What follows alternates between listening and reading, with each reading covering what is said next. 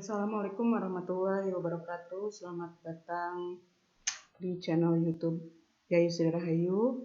Sebelum kalian menyaksikan video selanjutnya, jangan lupa subscribe, like, dan komen videonya nanti kalau kalian suka ya.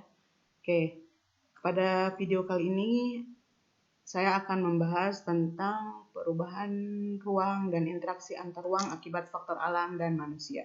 Ini materi IPS kelas 8 semester 1. Perubahan ruang dan interaksi antar ruang di ASEAN. Sebelumnya saya akan mengulas sedikit, mengingatkan lagi tentang pengertian ruang. Ruang adalah tempat di permukaan bumi, baik sebagian maupun keseluruhan, yang digunakan sebagai tempat tinggal oleh makhluk hidup. Ya, saya yakin kalian juga sudah pernah belajar tentang ruang dan interaksi antar ruang. Sedangkan interaksi antar ruang yaitu hubungan timbal balik yang saling mempengaruhi antar tempat di permukaan bumi. Kalau di sini sesuai dengan materi, karena interaksi antar ruangnya di ASEAN berarti hubungan timbal balik antar negara-negara di kawasan Asia Tenggara. Oke. Ada dua faktor yang mempengaruhi perubahan ruang dan interaksi antar ruang. Yang pertama adalah faktor alam. Yang kedua adalah faktor manusia. Oke, faktor alam meliputi iklim. Kemudian yang kedua adalah geologi. Faktor manusia meliputi perkembangan iptek, ilmu pengetahuan dan teknologi. Kemudian yang kedua adalah kegiatan ekonomi. Baik, kita bahas satu persatu. Nah, faktor iklim. Faktor iklim merupakan salah satu faktor alam yang mempengaruhi adanya perubahan ruang dan interaksi antar ruang di kawasan Asia Tenggara. Kawasan Asia Tenggara sebagian besar memiliki iklim tropis. Seperti halnya yang telah kalian pelajari, bahwa iklim tropis adalah iklim yang mempunyai dua musim, yaitu musim kemarau dan musim penghujan. Pembagian musimnya itu rata, tiap 6 bulan sekali. Tapi kenyataannya semakin bumi kita umurnya semakin tua, banyak manusia yang mengeksploitasi bumi. Kemudian akibatnya terjadilah pemanasan global. Pemanasan global abad ini dapat memicu anomali iklim dan bencana alam klimatik. Jadi iklim yang tadinya tropis, pembagian musimnya itu jelas antara musim penghujan dan musim kemaraunya, karena ada pemanasan global itu memicu adanya ketidaknormalan iklim. Iklimnya jadi tidak bisa diprediksi. Yang harusnya musim penghujan ternyata masih kemarau. Yang sebaliknya, yang harusnya sudah memasuki musim kemarau ternyata masih hujan. Ya. Dan bencana alam iklim klimatik. Jadi bencana alam yang berhubungan dengan iklim. Ya. Oke. Nah, berikut contoh dari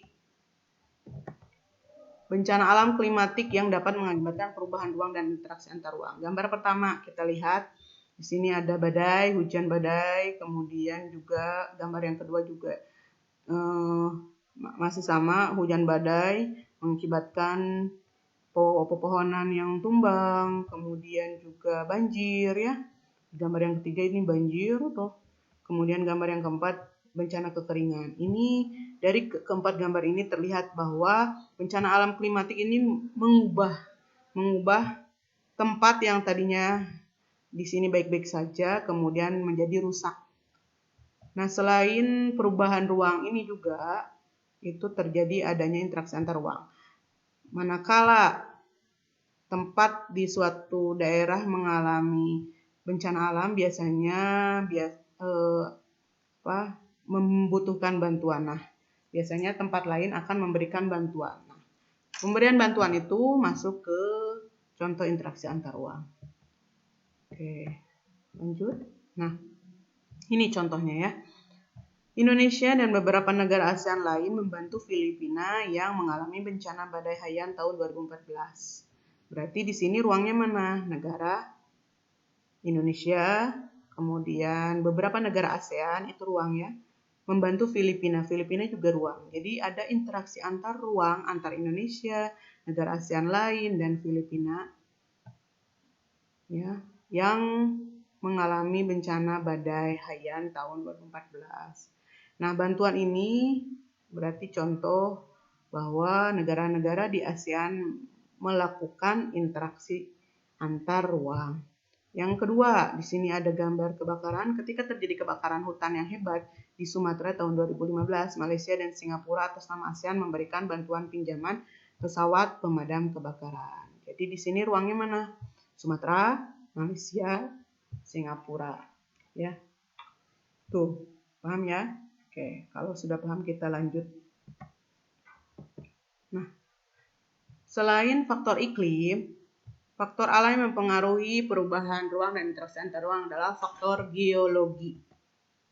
Nah, faktor geologi berarti nanti hubungannya dengan letak negara ASEAN itu sendiri. Letak negara ASEAN secara geografis itu seperti ini ya, kalian bisa lihat karena letak geografis itu letak suatu wilayah berdasarkan kenampakan di permukaan bumi. Nah, kalau letak geologi itu berdasarkan struktur batuan atau lapisan buminya. Kita lihat letak geologi Asia Tenggara itu mempengaruhi faktor geologi terhadap perubahan ruang dan interaksi antar ruang ya. Di sini ada lempeng Filipina, lempeng Pasifik, lempeng India Australia, lempeng Eurasia ya. Secara geologis, kawasan Asia Tenggara berada di atas 4 lempeng aktif dunia, yaitu lempeng India Australia, lempeng Eurasia, lempeng Filipina, dan lempeng Pasifik. Nah, itu ya. Kemudian selain itu juga hal ini menyebabkan negara-negara ASEAN dilalui oleh 2 jalur pegunungan, yaitu Sirkum Pasifik dan Sirkum Mediterania. Ya. Kalau bicara dilalui oleh 2 jalur pegunungan dunia, yaitu Sirkum Pasifik dan Sirkum Mediterania, maka tidak heran kalau kawasan ASEAN itu menyebabkan banyak gunung aktif, ya. Kemudian tanahnya subur, rawan bencana gempa bumi, gunung meletus, dan tsunami. Semua berpotensi mengakibatkan terjadi perubahan ruang. Oke, gunung aktif ketika meletus, gunungnya berubah menjadi kawah. Ya, itu kan akan mengakibatkan adanya perubahan ruang. Kemudian bencana gempa bumi, ini juga jelas ya, ada gempa bumi tektonik, ada gempa bumi vulkanik. Nah, gempa bumi tektonik akibat adanya pergeseran lempeng bumi itu juga merusak permukaan bumi. Permukaan buminya rusak, nah itu juga menyebabkan adanya perubahan ruang. Kemudian tsunami juga sama ya, ketika gempa berpusat di laut, maka berpotensi tsunami kalau memang kekuatan gempanya besar. Semua berpotensi mengakibatkan terjadinya perubahan ruang. Oke, nah ini ya contoh dari gambar gunung meletus, gunung aktif yang meletus, kemudian ini dari gempa, kemudian ini juga tsunami di Aceh ya, yang kita tahu bahwa tsunami di Aceh itu sangat besar, merubah tatanan hidup, tidak hanya ruangnya saja, tapi juga interaksi antar ruangnya berubah, kemudian interaksi antar manusianya berubah, tatanan kehidupannya juga berubah. Oke. Selanjutnya, faktor yang mempengaruhi perubahan ruang dan interaksi antar ruang selain faktor alam, ada faktor yang berasal dari manusia. Ada 2 ya. Ya, yang pertama adalah faktor, kalau kita lihat gambar ini kira-kira faktor apa ya? Ya, betul. Faktor dari ilmu pengetahuan dan teknologi. Perkembangan teknologi yang kalau kita lihat di masa sekarang itu semakin pesat ya. Dulu orang bertransportasi hanya menggunakan hewan gitu ya, kuda.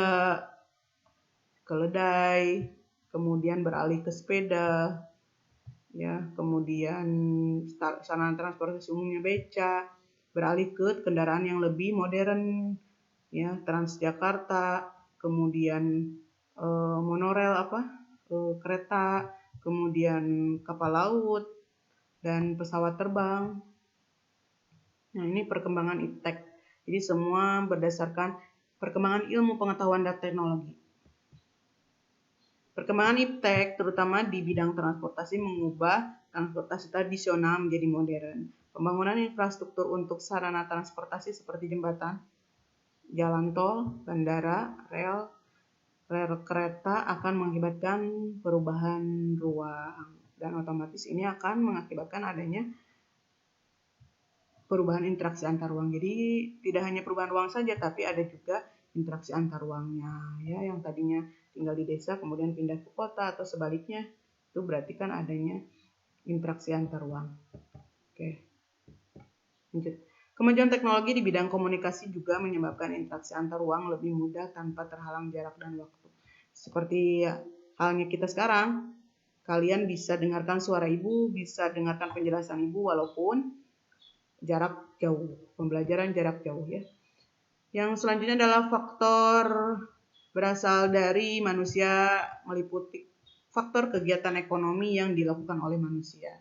Nah, ini ya, pemandangan ini pasti kalau kalian lihat di pelabuhan-pelabuhan, apalagi yang daerahnya tinggal di Jakarta Utara atau yang dekat dengan pelabuhan, kegiatan ekspor impor pasti berpusat di sana karena tidak hanya melalui udara tapi juga melalui jalur laut, ya, peti kemas. Ini juga pasti terjadi adanya perubahan ruang akibat dari kegiatan ekonomi yang dilakukan oleh manusia.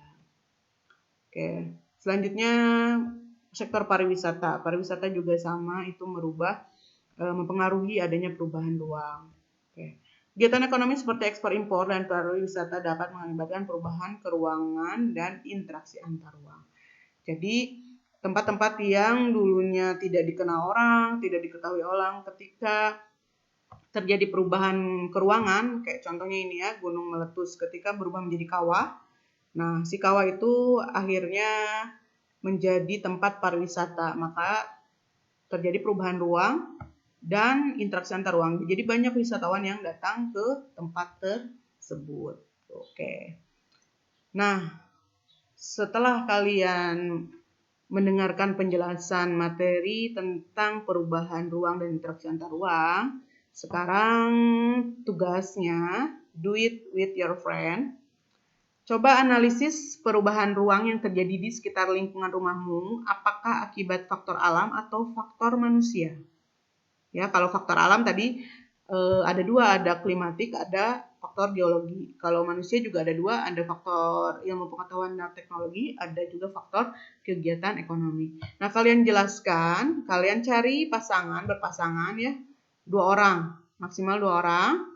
Kalian diskusi, boleh melalui WhatsApp atau komunikasi yang lain.